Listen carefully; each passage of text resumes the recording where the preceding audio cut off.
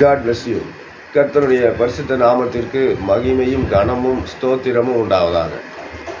மகிமையின் தேவன் நம்மை தன்னுடைய சுய இரட்சத்தினாலே அந்த இரத்தத்தை சிந்தி நம்மை விலைக்கிரயமாக ஆண்டவர் பெற்றுக்கொண்டுள்ளார். ஆகையால் நாம் அவருடையவர்களாக இருப்பதனாலே நாம் அவருக்காக வாழ்வோம். கர்த்தருக்கு ஸ்தோத்திரம். இன்றைய செய்தியின் தலைப்பு வாலிபரின் அலங்காரம். வாலிபரின் அலங்காரம் என்கிற தலைப்பில் இந்த முதலாம் பகுதியை நான் உங்களுக்காக இன்றைக்கி சோதரம். இந்த செய்தி முதலாம் பகுதி, இரண்டாம் பாகமும் நீங்கள் வீடியோவில் பார்க்கலாம். சோதரம். நீதிமொழிகள் 20 அதிகாரம் 29வது வசனம். வாலிபரின் அலங்காரம் அவர்கள் பராக்கிரமம், முதிர் வயதானவர்களின் மகிமை அவர்கள் நரை. இந்த நாட்களில் நீதிமொழிகள் 20-29 வாலிபரின் அலங்காரம் அவர்கள் பராக்கிரமம், முதிர் வயதானவர்களின் மகிமை அவர்கள் நரை. இங்கே இரண்டு தரப்பினரை பற்றி சொல்லப்பட்டிருக்கிறது. முதல் தரப்பானவங்க வாலிபர்கள், அந்த வாலிப பருவம், அந்த வாலிப பருவத்தினரை பற்றி சொல்லப்பட்டது. இரண்டாவதாக முதிர்ந்த வயதுள்ளவர்களை பற்றி, அவர்களுக்குரிய மகிமையை பற்றி அங்கே சொல்லப்பட்டிருக்கிறது. நாம் இப்பொழுது வாலிபர்களின் அலங்காரம் என்னவென்பதை மட்டும் பார்ப்போம். அதற்கு அடுத்த காரியங்களை நாம் தேவன் ஆசீர்வதித்தால் அவர்களுக்குரிய செய்தியாக அதை பார்ப்போம். கர்த்தருக்கு ஸ்தோத்திரம். வாலிபருக்கு என்று தேவனுடைய பிள்ளைகளே இந்த நாட்களில் நமக்கு ஒரு அலங்காரம் கொடுக்கப்பட்டிருக்கிறது. வாலிப பிள்ளைகளுக்கு தேவன் ஒரு அலங்காரம் கொடுத்துருக்காரு. வாலிபத்தை தான் அலங்காரமாக கொடுத்துருக்காரு. சகல மனிதனுக்குமே இந்த வாலிபங்கிறது ஒரு அலங்காரமாக ஆண்டவர் கொடுத்துருக்காரு. சகல மனிதர்களுக்கும். நம்ம நினைக்கிற மாதிரி ஏதோ நம்மளுடைய கிறிஸ்தவ பிள்ளைகளுக்கு மட்டும் இல்லை, இந்த உலகத்தில் இருக்கிற அத்தனை 800 கோடி பேர் இருக்கிறாங்கன்னு சொல்கிறாங்க. இத்தனை கோடி ஜனங்களுக்குமே வாலிபம் என்பது ஆண்டவரால், அந்த படைத்த தேவனாலேயே நமக்கு கொடுக்கப்பட்ட ஒரு அலங்காரம். இந்த அலங்காரத்தை ஒரு பொக்கிஷமாக நாம் பாதுகாக்க வேண்டியது அந்தந்த வயசில் உள்ள வாலிபர்களின் கடமை. கற்றுக்க சொல்லுங்க. இந்த வாலிபத்தில் நாம் என்ன செய்யணும், என்ன செய்யக்கூடாது. வாலிபம் எல்லாம் செய்ய சொல்லும். வாலிபம் முறுக்கில் என்னென்ன செய்யணுமோ அதெல்லாம் செய்ய தூண்டும் இந்த சரீரம், இந்த மாமிசம் நம்மளை தூண்டும். ஆனால் நாம் அது சொல்கிறபடியெல்லாம் நாம் கேட்டு போனோம்னா நாம் பாதாளத்துக்கு தான் போகணும். கர்த்தருக்கு ஸ்தோத்திரம். கர்த்தரிடத்தில் நம்ம ஆத்மா சரணாகாது. ஆகையினால் இந்த நாட்டில் வாலிபரின் அலங்காரம் அவர்கள் பராக்கிரமம். வாலிபனுக்கு பராக்கிரமங்கிற ஒரு ஹெல்த்தியான ஒரு சரீரம், ஒரு நல்ல அழகு அமைப்பு, ஒரு அழகான உடல் அமைப்பு, உடல் கட்டு, எதையும் செஞ்ச துணிச்சலான ஒரு வயசு, எதையும் செய்கிற எந்த ஒரு காரியத்தையும் துணிச்சலாக செய்யக்கூடிய ஒரு பராக்கிரமம், பயமே இருக்காது. இந்த வாலிப நாட்களில் பார்த்தீங்கன்னா பயங்கிறதே நமக்கு இருக்காது. எதையும் எங்கேயும் போவோம், எங்கே வேணால் சுற்றுவோம், எங்கே வேணால் போயிட்டு வருவோம், பயங்கிறதே இருக்காது பாருங்கள். அதனால தான் ஆண்டவர் அந்த இடத்துல நமக்கு அப்படி சொல்லியிருக்கிறாரு. வாலிபரின் அலங்காரம் அவர்கள் பராக்கிரமம். அவங்களுக்கு கொடுக்கப்பட்ட அந்த அலங்காரம் என்னன்னு கேட்டால், வாலிபருக்கு கொடுக்கப்பட்ட அந்த வாலிப நாட்களில் கொடுக்கப்பட்ட அலங்காரம் என்னன்னு கேட்டிங்கன்னா அவர்கள் பராக்கிரமம். இன்றைக்கி நாம் பராக்கிரமசாலியாக இருக்கிறோமா? இன்றைக்கி கர்த்தருக்குள்ளே பராக்கிரமசாலியாக இருக்கிறோமா? நம்ம வெளிப்படையாக பராக்கிரமசாலியாக இல்லாட்டியும் கூட கர்த்தருக்குள்ளே பராக்கிரமசாலியாக இருக்கிறோமா? எதையும் செய்கிற ஆண்டவருக்காக எதையாவது நாம் துணிச்சலாக செய்கிறோமா? இல்லை. அந்த பராக்கிரமம் நமக்கு இல்லைன்னா அந்த அலங்காரமும் நமக்கு கொடுக்கப்படலைன்னு அர்த்தம். ஆகையினால் எனக்கு அருமையான தேவனுடைய பிள்ளைகளே, இந்த நாட்களில் நம்ம வீடுகளில் இருக்கிற வாலிப பிள்ளைகளை ஆண்டவருடைய இந்த வார்த்தைகளை கேட்க சொல்லுங்கள். இந்த வசனங்களை நல்லா வாசிங்க. அதுதான் அவங்களுக்கு அலங்காரம். இந்த வார்த்தையின்படி அவங்க தங்களை சீரமைத்து கொள்ளும்போது அதுதான் பராக்கிரமம். அதில் தான் பராக்கிரமம். அந்த பராக்கிரமம் இருந்தால் தான் நாம் சாத்தானை ஜெயிக்க முடியும். இல்லைன்னா இந்த உலகத்தில் நாம் பயந்தவர்களாகவே வாழ வேண்டும். சோத்திரம். பயப்படுகிறவர்களாக என்ன தண்டனைன்னு வெளிப்படுத்தின விசேஷம் 22-21 சொல்லப்பட்டிருக்கு. சோத்திரம். பயப்படக்கூடாது. நம்ம வாழ்க்கையில் கிறிஸ்தவங்க ஒரு போர் வீரனுக்கு சமானமானவங்க. கர்த்தருக்கு ஸ்தோத்திரம். நம்ம அப்புறம் பார்ப்போம்.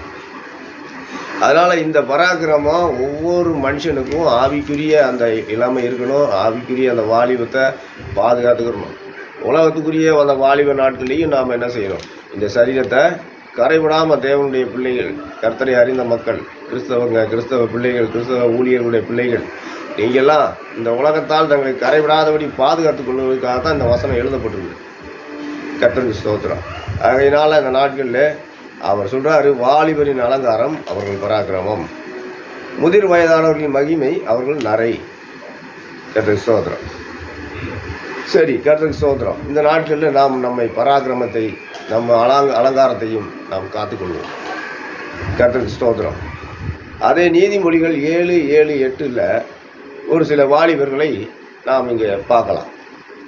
பேதையர்களாகிய வாலிபருக்குள்ளே புத்தீன வாலிபனை கண்டு அவனை கவனித்தேன். அதாவது சாலமோன் என்ன சொல்கிறாருன்னா, பேதையர்களாகிய வாலிபர்களுக்குள்ளே, அவர் நிறையா வாலிபர்கள் இருந்திருக்காங்க. பேதையர்கள், அவங்க படிப்பறிவு இல்லாதவங்க. பேதையர்கள்னு சொன்னால் படிப்பறிவு இல்லாதவங்க, உலக அனுபவம் இல்லை, அந்த அவங்க வாழ்கின்ற அந்த சுற்று வட்டாரத்திலேயே வாழ்ந்துக்கிட்டே இருப்பாங்க. ஒரு 10 தெருவு இருக்குன்னா அந்த 10 தெருவை தான் சுற்றி வருவாங்க. அந்த ஒரு ஊர் இருக்குதுன்னு சொன்னால் அந்த ஒரு 20 வார்டு இருக்குன்னு ஒரு உதாரணத்துக்கு வச்சுக்குவோம். அந்த 20 வார்டுக்குள்ளே அவங்க சுற்றுவாங்க. வெளி உலகம் என்னன்னு தெரியாது. அப்போ அப்படிப்பட்டதான மனிதர்களை பற்றி, வாலிபர்களை பற்றி தான் இங்கே பேதையர்கள் அப்படின்னு சொல்கிறாங்க. பேதமை உள்ளவர்கள், படிப்பறிவுனா என்னன்னு தெரியாது, யாரு கூட எப்படி பேசணும்னு தெரியாது. ஒரு ஒரு போலீஸ் ஸ்டேஷனுக்கு போனாலும், ஒரு கலெக்டர் ஆஃபீஸுக்கு போனால் கூட அங்கே போயிட்டு அவங்கள போய் அக்காம்போம், அண்ணேம்போம். சோதரம் ஒரு அரசு அதிகாரிகளை கூட நம்ம என்ன பண்ணுவோம், அண்ணன் பட்டம் போட்டு கூப்பிடுவோம். அது ஒரு முறையான செயல்கள் இல்லை, இல்லைங்களா? அப்போ அப்படிப்பட்ட மனிதர்களை தான் இங்கே பேதையர்களாகிய வாலிபர்களே நிறைய பேதைகள்லாம் இன்றைக்கி இருக்கிறாங்க. இன்றைக்கி படிப்பறிவு இல்லைன்னாலும் பேதைகள், ஒன்றும் தெரியாது அவனுக்கு, அந்த ஊருக்கு தான் தெரியும். அவன் என்ன செய்கிறானோ அதே சரின்னு நினைப்பான். அதான் பேதையர்களாகிய வாலிபர்கள், புத்தீன அந்த வாலிபர்களுக்குள்ளே, அந்த பேதையர்களாகிய வாலிபருக்குள்ளே ஒரு புத்தீன வாலிப ஒருத்தர் இருந்தானா. அந்த பேதமைங்கிறதே அதே ஒரு உதவாக்கரையை தான், அதே ஒன்றுக்கும் இல்லாத ஒன்றுக்கு ஆகாது. அதுக்குள்ளேயும் ஒரு புத்தீன வாலிபனா பாருங்கள். கர்த்தருக்கு ஸ்தோத்திரம். அதுலேயும் ஒரு புத்தீன வாலிப, ஈன புத்தி அப்படின்னு சொல்லுவோம். பார்த்தீங்களா? புத்தி ஈனம், ஒரு தரமில்லாத ஒரு மனுஷன், தரமில்லாமல் சிந்திக்கிறது, எதையும் தரமாக சிந்திக்கிறது இல்லை, குவாலிட்டியாக சிந்திக்கிறது இல்லை, எல்லாம் கீழ்த்தரமாக சிந்திக்கிறது. இது செஞ்சால் ஒன்றும் பரவாயில்லை, இது இப்படி தான் வாழணும் அப்படின்னு அவன் இஷ்டத்துக்கு என்ன ஒரு தீர்மானம் போட்டு வாழ்கிறவங்க. அது புத்தி ஈன புத்தி உள்ள ஆளுங்க.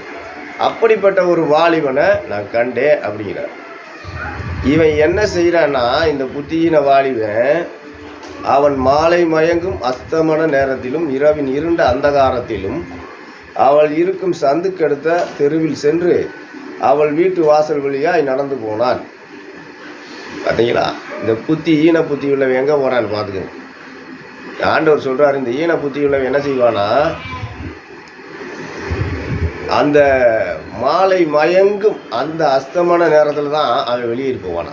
இந்த அஸ்தமன நேரத்தில் என்னடா கிடைக்கும், அங்கே யார் நிற்கிறா இங்கே யார் நிற்கிறான்னு சொல்லி வேவு பார்த்து அந்த மாதிரியான அசுத்தங்களுக்கு தங்களை அசுத்தமான செயல்கள் செய்கிறதுக்காக அவன் அப்படியே என்ன செய்வானா, அப்படியே மாலை மயங்கிற நேரத்தில், அஸ்தமன நேரத்தில், அது பொழுது விழுந்துட்டு சாஞ்சிருச்சா, சரி நீ நம்ம வேட்டைக்கு கிளம்புவோம், நம்ம வேட்டைக்கு கிளம்புவாங்க. பார்த்தீங்களா? கர்த்தருக்கு ஸ்தோத்திரம். அப்படி இந்த இருண்ட நேரத்திலும் அவள் இருக்கும் சந்துக்கு அடுத்த தெருவில், பார்த்தீங்கன்னா யார் அவள் அப்படின்னு சொல்லப்பட்டிருக்கு. அதான் அந்த இச்சையான, அந்த கெட்ட பழக்கங்கள் உள்ள அந்த கும்பல் எந்த தெருவில் இருக்கோ அந்த தெருவை தேடி போகிறேன். அங்கே போனாத்தே கஞ்சா அடிக்கலாம், அங்கே போனால் சாராயம் விற்கலாம், இந்த வீட்டுக்கு போனால் விபச்சாரம் பண்ணலாம், அங்கே இதெல்லாம் இருக்குது அப்படின்னு அவன் இருக்கிற அந்த மாலை மயங்கிற நேரம் பார்த்து அவன் என்ன செய்வான், அந்த ஈன புத்தி உள்ளவன் அங்கே போவான். சோதரம். அப்போ அவள் வீட்டு வசதியில் நடந்து போனான் அப்படின்னு சொல்லி பார்த்துக்கு பாருங்கள். இவங்களுடைய இப்படிப்பட்டதான வாலிபர்களாக நீங்கள் இருக்கக்கூடாது. ஒரு புத்தீன வாலிபர்களாகவோ ஒரு பேதைகளான வாலிபர்களாகவோ நீங்கள் இருக்கக்கூடாது. ஆண்டவருடைய வேதம் என்ன சொல்லுது, கர்த்தருடைய இந்த வேதம் ஞானிகளை வெட்கப்படுத்துமா, பேதையர்களை என்ன செய்யுமா, ஞானிகளாகுமா. பாருங்கள், கர்த்தருடைய இந்த வசனத்தை நீங்கள் வாசிக்கும் போது அது உங்களை ஞானவான்களாக, அறிவாளிகளாக, உலகத்திலே சிறந்த மனிதர்களாக உங்களை மாற்றி விட்டுரும். இந்த வசனம் வந்து, இந்த வேதம் சும்மா சாதாரணமாக ஏதோ ஒரு மத புஸ்தகம்லாம் கிடையாது.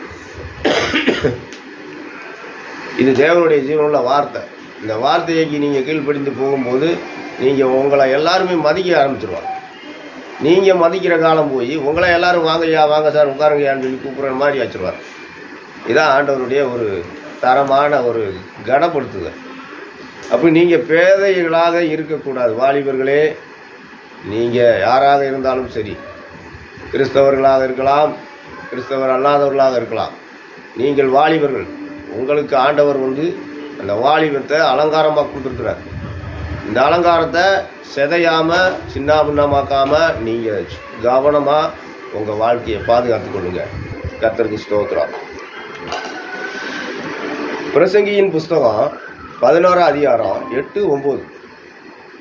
வாலிபனே, உன் இளமையிலே சந்தோஷப்படு, உன் வாலிப நாட்களிலே உன் இருதயம் உன்னை பூரிப்பாக்கட்டும்.